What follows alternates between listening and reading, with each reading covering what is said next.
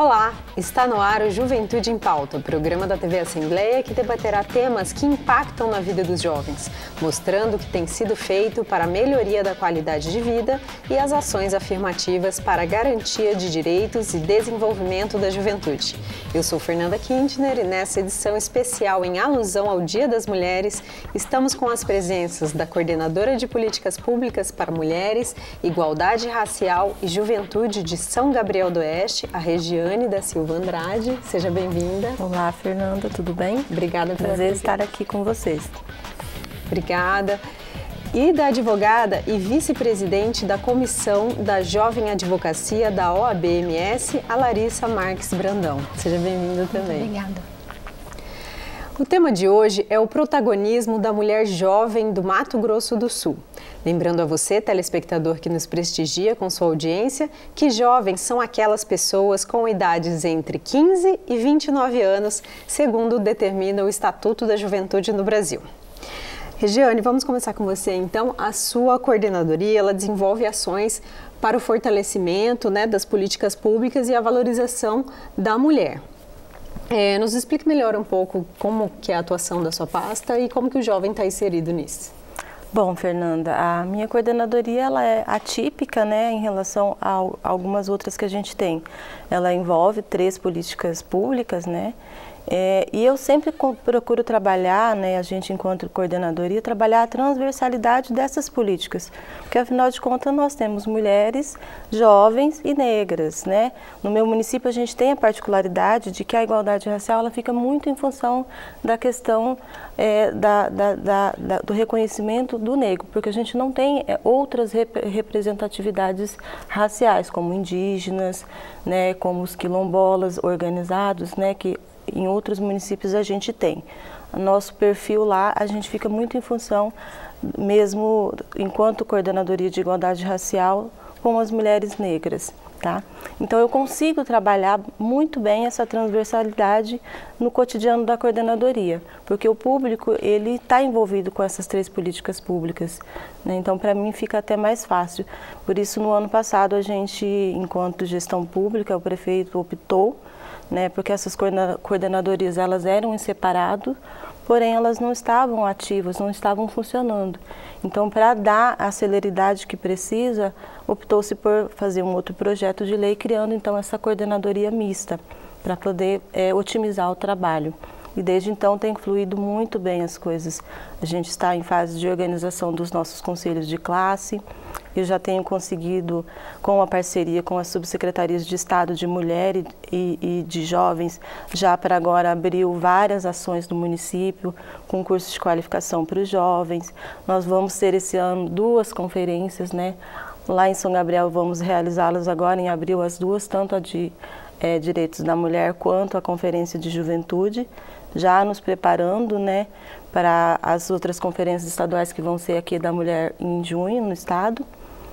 E a gente está muito ansioso, enquanto jovem do município, para a Conferência Nacional, que promete ser um grande evento, a Conferência Nacional de Juventude. Então, estamos nesse trabalho de organização das conferências agora, que é o espaço onde o jovem, onde a mulher jovem, onde a mulher negra jovem pode estar participando da elaboração daquilo que vai ser proposto para ela e para as gerações futuras no nosso município. Legal. E você, Larissa, como que é a atuação então da OAB Jovem? Então, eu estou como vice-presidente da Comissão da Jovem Advocacia nessa gestão e é um desafio muito grande, porque apesar de nós sermos 65%, no último exame da ordem, a aprovação foi 65% de mulheres, nós ainda estamos conquistando um espaço nessas representações. Então, em regra, as comissões, elas são 78, em torno de 78 comissões temáticas dentro da OAB. Nós estamos sempre buscando o nosso espaço, a gente tem dificuldades, mas também tem conquistas. E o trabalho que nós desenvolvemos na nossa comissão é voltado justamente para o jovem advogado, que sai dos bancos da faculdade e não tem um caminho certo para seguir. Então ele enfrenta, além do desafio de entrar no mercado de trabalho, ele tem a instabilidade financeira e também a jovem a advogada ela também enfrenta uma série de outros desafios, né? Existem aquelas que exercem a função de esposa, mãe e ainda tem o labor da advocacia. Então, nesse momento, a gente busca sempre atuar nesse sentido. Nos anos iniciais, né, o jovem advogado é aquele que pega a carteira e ele tem 5 anos, que ele é assim denominado, jovem advogado. A Ordem, ela apoia muito esses eventos. Nós temos uma comissão voltada à mulher advogada e às atividades desempenhadas em prol da jovem advocacia também. E é muito bacana essa participação. A gente acaba sempre recebendo um feedback muito positivo e como funciona como uma rede de apoio. A gente entende que quando o advogado ele pega a carteira, ele passa a fazer parte da nossa família. E a gente busca sempre ter essa troca, esse networking, justamente para ajudar e desenvolver também políticas públicas, voltadas sempre para essa área. Eu também atuo no Conselho Municipal da Juventude, sou representante suplente, né, como conselheira suplente, sou representante da OAB, e lá também nós atuamos com diversas pautas, voltadas também às políticas públicas para mulheres, mas as políticas públicas para a juventude. Então é bem bacana a gente ver as possibilidades que nós temos e a gente tratar, né, esses critérios com bastante segurança, né? A gente tem espaço para crescer, mas às vezes falta a gente correr um pouco mais atrás e buscar fazer atividades nesse sentido. Larissa, assim, falando da mulher, né, nós que estamos no mês da mulher, o IBGE estima que as trabalhadoras dedicam cerca de 73% a mais das suas horas para o trabalho do que os homens, porque elas às vezes têm jornadas duplas, triplas, né? E para a mulher jovem, então, que ainda tem que buscar seu lugar no mercado de trabalho, é ainda mais difícil, né? Como é que vocês fazem, então, esse empoderamento da mulher e esse apoio, principalmente nas causas trabalhistas? Então, infelizmente, quando a gente fala de CLT, de direito do trabalho, é um pouco complicado, porque a gente acha que é uma realidade muito distante, e na verdade não. Se a gente for parar para analisar a letra da lei, tem um artigo que chama muita atenção quando a gente fala nessa área de direito do trabalho feminino. Existia até 3 anos atrás, ou seja, só 3 anos, um artigo específico da CLT, que era o 384, que falava que a empresa deveria fornecer um intervalo de 15 minutos para a mulher antes de uma jornada extraordinária. Ou seja, a mulher tinha um horário regular de trabalho e se ela precisasse fazer a hora extra, ela tinha 15 minutos que ela obrigatoriamente tinha que tirar. Ok, 15 minutos, para quê? Qual que era o objetivo do legislador quando criou esses 15 minutos? Avisar o marido. Sim. Parece tão distante, mas não. Esse era o objetivo inicial, porque elas deveriam avisar o marido e a família, nesses 15 minutos, de que elas precisariam fazer essa jornada.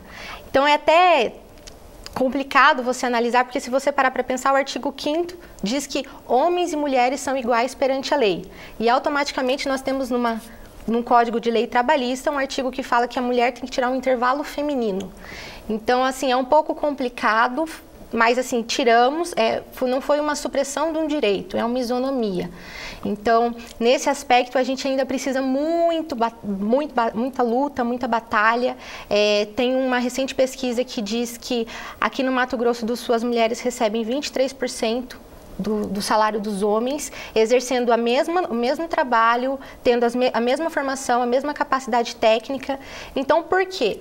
E a realidade ainda é muito pior, né? O quadro ainda é muito pior quando você analisa que as mulheres elas ocupam atividades mais baixas. Então, você vê até que tem bastante mulher em estágio, vamos falar no meu ramo na advocacia.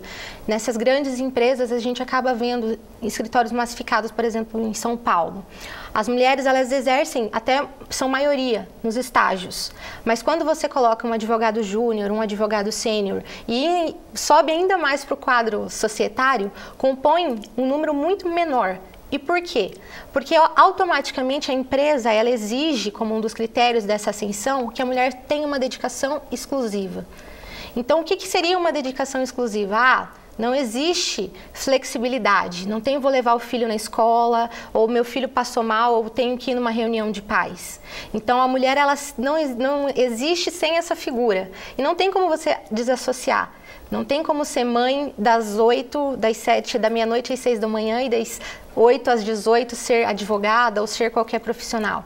Então é muito complicado analisar dessa forma, porque o pai também deveria dividir um pouco mais essa responsabilidade, não que eles não dividam.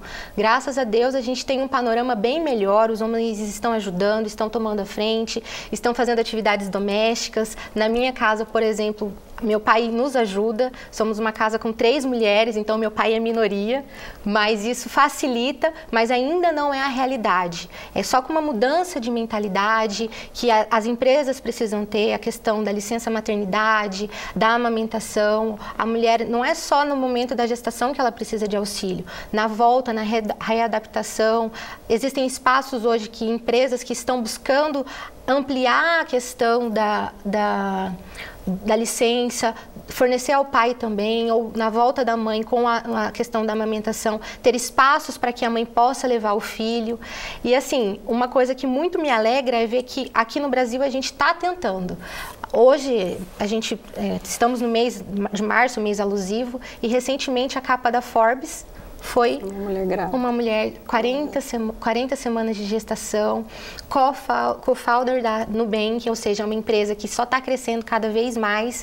E assim foi nos Estados Unidos em 2019.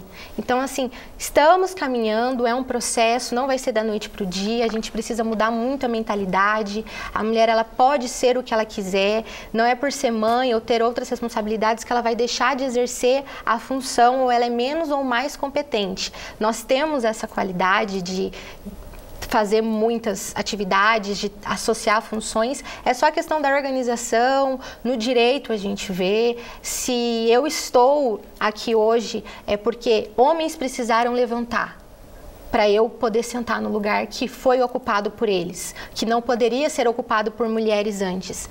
Então esse empoderamento é que a gente busca trazer nos cursos, de mostrar que ok, você ser jovem, você ter uma aparência jovem, mas você pode ter autoridade, você pode construir sua autoridade, o seu empoderamento, enfim. A luta é muito grande, né? E quando a gente fala da diferença, da desigualdade, da diferença salarial, é ainda maior quando falamos de mulheres brancas e mulheres negras, né? Regiane, você pode comentar um pouco sobre isso? Isso mesmo, Fernanda. É preconceito atrás de preconceito, né? É quase uma reação em cadeia. Se você é mulher, você sofre preconceito. Se você é mulher jovem, você sofre mais preconceito. Se você é mulher jovem e negra, Nossa Senhora, né? Então, a gente enfrenta o espaço porque temos, né, um legado de uma desvalorização do estudo e do conhecimento em detrimento à raça negra, né? Que a gente ainda luta por superar, né? A gente enfrentou recentemente uma batalha para poder manter-se, né, as cotas raciais nos cursos de universidade e em concursos públicos, porque a maioria das pessoas ainda não entendem por quê. Né? Não entendem que as leis, elas precisam se equivaler o direito, e muitas vezes elas não têm que ser equivalentes, não têm que ser iguais. Precisa, às vezes, leis diferentes para se equivaler o direito de todos, para que esse, sim, seja igual. A gente vê as mulheres negras ganham menos, as mulheres negras, elas desempenham atividades onde o labor é mais cruel, é mais pesado, né? Você trabalha em atividades que demandam menos conhecimento científico, menos educação, e porém você ganha ainda muito menos, né? Então trabalha mais, ganha menos. A realidade da mulher negra no Brasil, infelizmente, assim como os negros de uma maneira geral, né, homens e mulheres, aí a gente tem também um lado das mulheres negras trans, por exemplo, que daí já sofre um pouco mais de preconceito, né? Então, a gente enfrenta, e essa luta ela é diária, a gente precisa enfrentar dia a dia. Eu vejo hoje, assumindo essa coordenadoria, muito isso, né? A gente precisa, como a Larissa colocou, se impor o tempo todo, a gente precisa mostrar que veio o tempo todo, né? Um homem começa a falar, todo mundo para ouvir. A gente, muitas vezes, precisa elevar o tom da voz para que nos dê a atenção que a gente precisa, né? Então, acho que a gente precisa melhorar muito enquanto cultura, enquanto sociedade, né? Temos, sim, como a Larissa bem disse, né, evoluções dentro de alguns lares, em algumas em algumas cidades do país, mas essa evolução ela precisa ser ampliada, ela precisa ser homogênea, porque enquanto uma mulher estiver passando por uma dificuldade dessa, a gente não pode dizer que todas estão bem, né? A luta de uma mulher é sempre por todas nós. Você vê como a luta é muito grande, né? Muito. Nós vamos para um breve intervalo. Juventude em Pauta é realizado em parceria com a Subsecretaria Especial de Cidadania do Governo do Estado de Mato Grosso do Sul.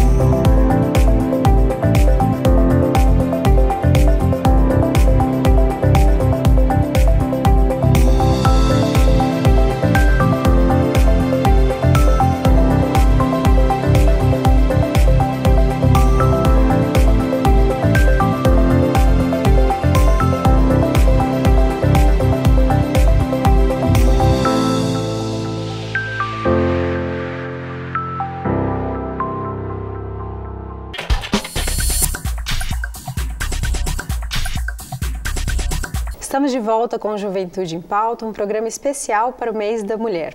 E apesar de não termos uma mulher deputada eleita nessa legislatura, a Assembleia Legislativa não se furta às pautas femininas. Vamos ver um pouco da atuação dos deputados no vídeo. A Assembleia Legislativa de Mato Grosso do Sul conta com 16 comissões permanentes que atuam nas análises dos projetos que tramitam no Parlamento.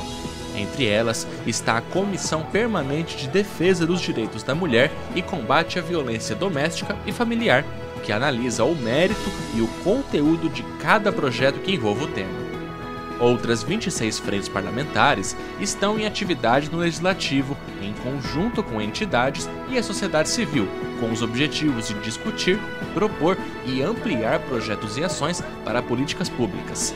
Entre elas está a Frente Parlamentar em Defesa da Mulher, que realizou neste mês especial às mulheres um evento em prol do combate ao feminicídio, incentivando o papel da educação na mudança da cultura da violência. O Legislativo também realizou outro evento especial para o mês da mulher com o tema Estratégias para as Mulheres Conquistarem o Poder Político, que trouxe a senadora Simone Tebet, que já foi uma das 9 deputadas estaduais que atuaram pelo Parlamento sul-mato-grossense. Acompanhe a agenda do Legislativo pelo site www.al.ms.gov.br, onde você também consegue acessar as datas das reuniões de cada frente e comissão, além de assistir aos eventos ao vivo pela TV Assembleia. Vocês viram no vídeo que os deputados também atuam no combate à violência contra a mulher. Os dados, infelizmente, são crescentes em todo o Brasil. O número de feminicídios aumentou em 7,3% dos casos, conforme o Monitor da Violência.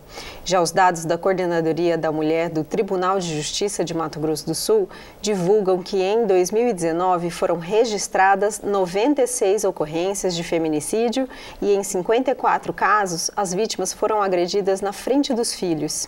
A Justiça expede cerca de 20 medidas protetivas todos os dias. Os dados são alarmantes, né? Sim, são alarmantes. Larissa, em 7,9% dos municípios brasileiros tem delegacias especializadas para atender as mulheres vítimas de violência. Esse dado é muito baixo, né? Quando a mulher é jovem, fica ainda mais difícil para se defender, né? Qual, na sua opinião, como é que está esse panorama? Então, é muito complicado porque, em regra, o agressor é da família. Então, a mulher, ela se vê num conflito de vou denunciar o pai do meu filho, vou denunciar o provedor da casa, vou denunciar a pessoa que está ao meu lado, que eu amo. Assim, a gente sempre tem, infelizmente, a vítima, ela busca sempre tentar dar mais uma chance, permitir. Antes de qualquer julgamento, a gente precisa entender que existem critérios, né? Então, a mulher, ela não pode aceitar esse tipo de agressão, porque a gente sabe que, em regra, ele não muda. A gente sabe que ele vai voltar a repetir, há uma grande possibilidade. Então, nós temos, sim, hoje, a primeira Casa da Mulher Brasileira se localiza em Campo Grande, então foi uma inovação, é um marco, serve de exemplo para outras cidades, mas infelizmente nós somos o estado com o maior número de feminicídio. Nós temos 9 delegadas especialistas que cuidam e atendem isso, porque a Casa da Mulher é um complexo. Então a gente precisa realmente que a vítima, diante do fato, compareça lá, informe, faça o BO lá e tem uma equipe preparada. Então nós temos, quando a vítima chega, nós temos ela vai ser passada por um psicólogo antes de falar com a delegada. Então justamente é toda uma equipe que está à disposição e preparada para lidar com esse tipo de situação. Claro que tem casos e casos, nem sempre a lei vai ser tão efetiva, né? Infelizmente, tem situações e N casos que surgiram na mídia de que a medida não foi tão eficiente porque nesse meio tempo o agressor foi lá e matou a parte. Mas ainda assim é um caminho, é uma mudança de vida. A gente precisa conscientizar os filhos, os maridos, os irmãos, os familiares a não ter um comportamento agressor, a respeitar a sua companheira, porque o assédio, a violência não é só a física, tem a violência moral, a violência psicológica, desde um não corta o cabelo, não trabalha, fica em casa, ou não valorizar as práticas. Então é muito triste, são dados alarmantes. A gente precisa realmente criar políticas públicas, criar políticas efetivas, conscientizar, fazer mais campanha, punir de fato o agressor, mas vai ser uma mudança contínua, né? Não vai ser do dia para a noite, como a Regiane muito bem disse, mas não podemos nos calar e não podemos também aceitar comportamentos de mulheres que não defendem outras mulheres. Então, por vezes a parceira, a vítima, conversa com uma amiga e a parceira acaba falando, não, mas é assim, dá mais uma chance. Então é esse tipo de comportamento que a gente precisa cortar desde o início, ser radical, adotar uma postura diferente, né? Nesse aspecto, a gente precisa caminhar muito ainda. Você acha, então, que falta um pouco de sororidade também, Com né? certeza. Entre as mulheres. E a gente também luta muito contra o machismo, né? No interior, como é que é essa realidade? É ainda pior, você acha? No interior, sim. Você também estava falando da questão das delegacias especializadas, né? Uhum. No interior, você pode ver que esse pouco número, além de ser pequeno, eles se concentram nas maiores cidades, né? Então, nos municípios do interior, a estrutura de proteção e defesa daquelas mulheres que já foram vítimas, ela é ainda um pouco mais precária. Então, a gente não pode ficar contando com ela, apesar de estarmos na briga para melhorar, para ampliar. Esse tem sido um esforço, inclusive, da Subsecretaria Estadual de Juventude e da Mulher, me desculpe, nesse sentido de levar as delegacias especializadas às cidades do interior, né? E aí, então, fica para a gente o quê? Trabalhar muito com a prevenção, como a Larissa disse. A gente precisa educar as nossas meninas ainda, né? Sobre esse comportamento, sobre essa valorização do seu eu feminino, do seu papel de mulher, da sua capacidade e do seu posicionamento que deve haver desde sempre. A gente trabalha muito com as escolas, com os grupos de jovem no município. A gente tem uma rede socioassistencial bastante extensa em São Gabriel, onde trabalhamos o fortalecimento de vínculos familiares e comunitários, né? Então, eu tenho trabalhado muito próximo com os jovens, com as adolescentes, nessa orientação desse comportamento, da prevenção desse comportamento machista, né? Tanto dos meninos e, infelizmente, quanto das meninas também, né? Porque a gente ainda vê entre as rodinhas de colegas, de amigas, as amigas incentivando muitas vezes a amiga a ficar com o menino, a namorar porque ele é bonitinho, porque isso, porque aquilo, sem saber se realmente, né, a índole desse menino qual é, sem saber se para a sua vida, para o seu futuro, isso vai fazer uma diferença positiva e assertiva, né? Sem estar preparada para essa relação. Então, esse relacionamento precisa ser pensado, né? Então, esse tipo de postura de que menina é feita para casar, e aí já começa, então, menina tem que namorar, né? E aí se namorar o mais bonitinho, ou de repente aquele que tem uma posição social, vem de uma família que tem uma posição social de destaque, que isso ainda conta muito no interior, né? Talvez seja bom para ela, então não é. A gente trabalha muito, então, com a prevenção no interior, porque a gente espera que essa nova geração que vem depois de nós, elas não precisem passar pelo que a gente ainda passa, né? Nós temos um dado muito triste no nosso município.